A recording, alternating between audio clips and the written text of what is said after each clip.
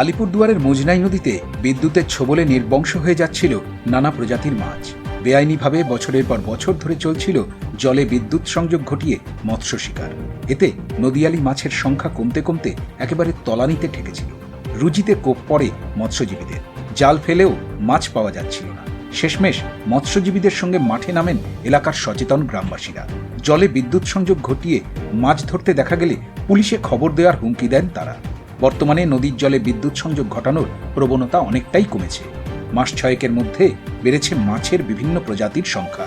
মুজনাই চা বাগান থেকে উৎপন্ন মুজনাই নদী মাদারিহাটের রাঙালিবাজনা, খয়েরবাড়ি, ফালাকাটার দেওগাঁও ও জটেশ্বরের ভেতর দিয়ে প্রবাহিত হয়ে কোচবিহার জেলার মাথাভাঙায় ঢুকেছে।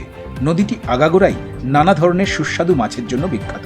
মুজনাইয়ের চিংড়ি, পুঁটি ছাড়াও খট্টি, খাটা, দারাঙ্গির মতো নদীয়ালি মাছের স্বাদ অতুলনীয়। এছাড়া বড় মাছের মধ্যে রয়েছে বোয়াল। প্রতি বছরই বর্ষাকালে মুজনাই নদীর বোয়াল খালগুলিতে উঠে আসে, কিন্তু জলে বিদ্যুৎ সংযোগ ঘটিয়ে মাছ ধরার ফলে গত এক দশকে বিভিন্ন প্রজাতির মাছের সংখ্যা বিলুপ্ত হতে বসেছিল।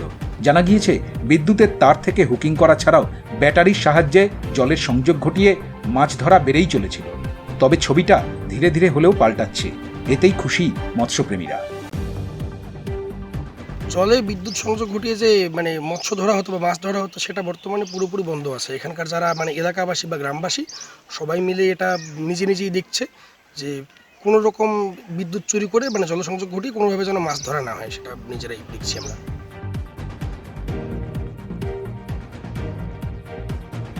বীরপাড়া থেকে মোস্তাক মোর্শেদ হোসেনের রিপোর্ট, উত্তরবঙ্গ সংবাদ। সমস্ত খবরের ভিডিও আপডেট পেতে সাবস্ক্রাইব করুন আমাদের নতুন ইউটিউব চ্যানেল উত্তরবঙ্গ সংবাদ টিভি।